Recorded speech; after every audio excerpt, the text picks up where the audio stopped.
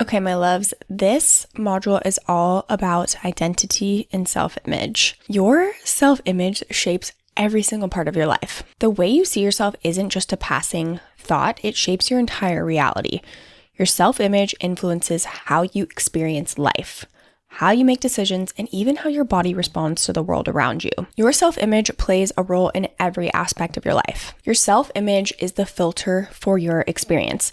Think of your self-image like a camera lens. Depending on what lens is on the camera, it determines what the outcome of the shot is.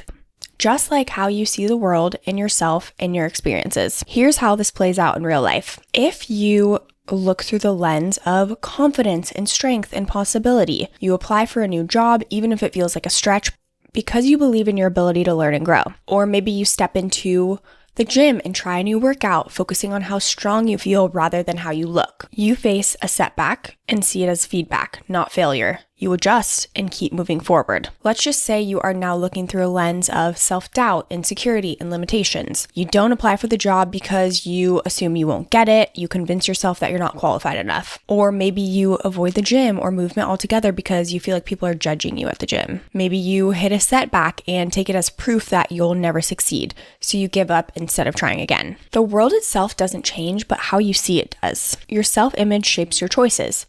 Your self-image is like an internal GPS. It guides your decisions whether you realize it or not. So if you believe I'm someone who follows through, you're going to act in alignment with that.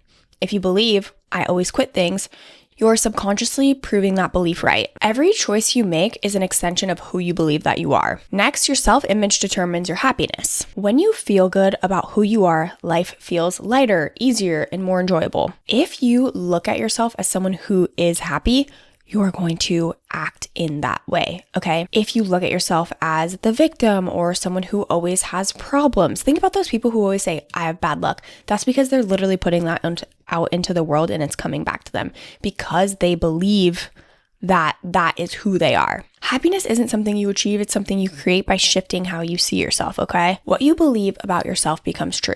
Your self-image is a self-fulfilling prophecy. If you see yourself as someone who struggles with food, movement, or consistency, you're going to keep repeating those patterns.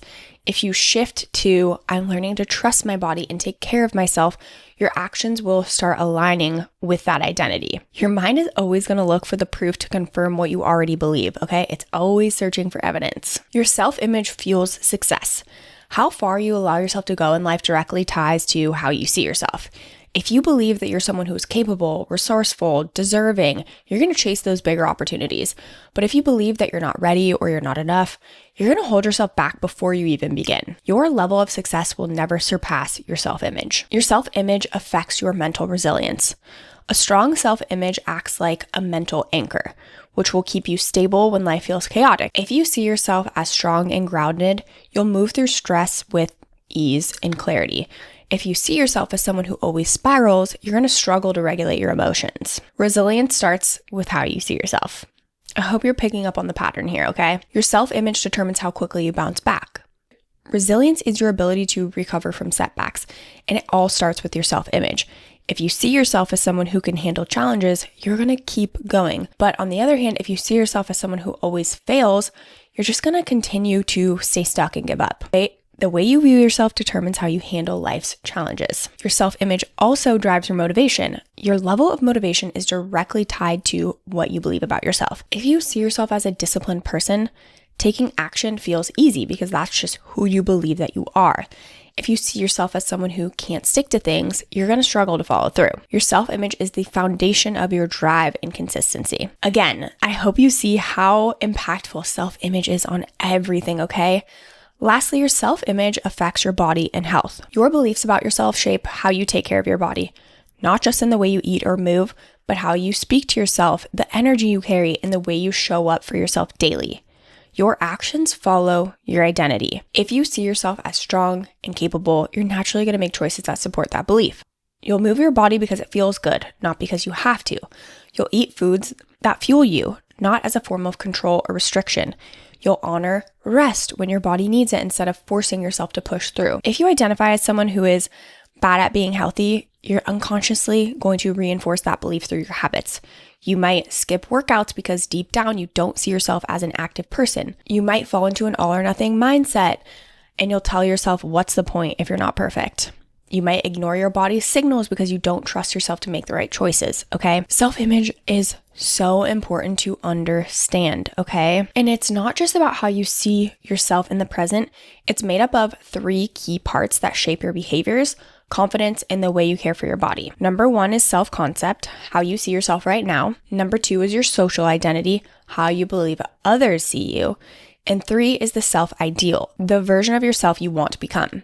Each of these influences your relationship with your body, food, and health. So now let's go over each of these. So self-concept, what you believe about yourself, who you believe yourself to be. This is the core of your identity, the beliefs you hold about who you are. It shapes the way you show up in every single area of your life, including health. If you see yourself as someone who struggles with consistency, you will continue to reinforce those beliefs through your actions, like I said. If you see yourself as someone who prioritizes their body and well-being, your choices are going to reflect that as well.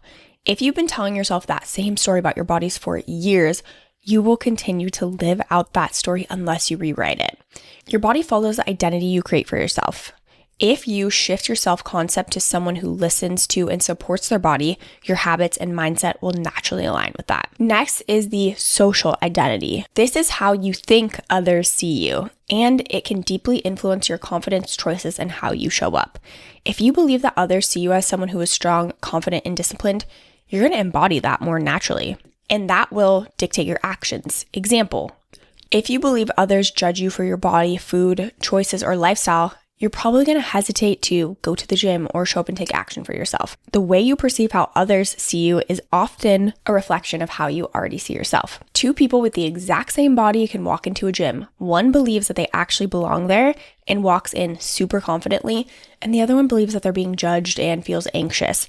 The difference isn't their body, it's their perception of how other people see them. And the beauty is, you get to change all of these, okay?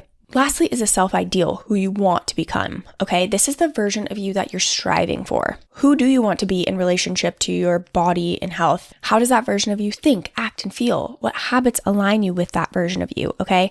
Your future self isn't as far away as it may seem.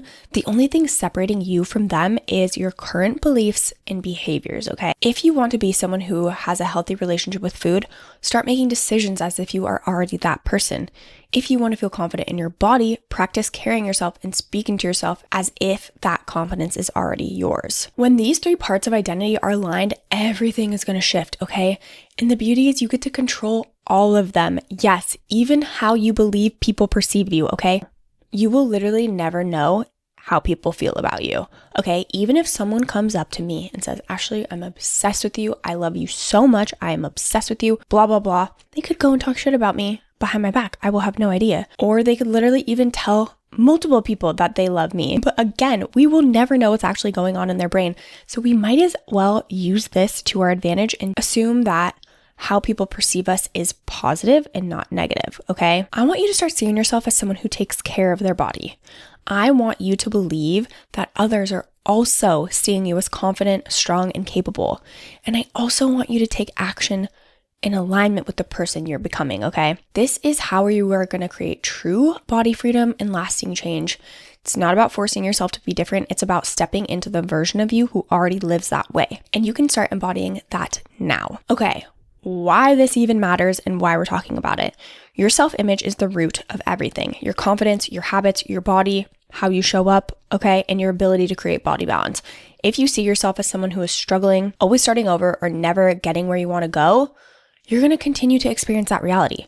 But when you change how you see yourself, your body, habits, and mindset are going to start shifting effortlessly. In the next couple of modules, we are going to be reviewing where you are now and where you want to go. What I would recommend doing is listening to them each, maybe on a walk or something like that, podcast style, and then come down with your journal, sit and pause after every single question or the ones that are resonating with you, okay? I want you to learn in a way that works well for you, but it is a lot of information that I'm giving you. I want to make sure you're absorbing it. Okay, my loves, that wraps up self-image and identity, and I will see you in the next module.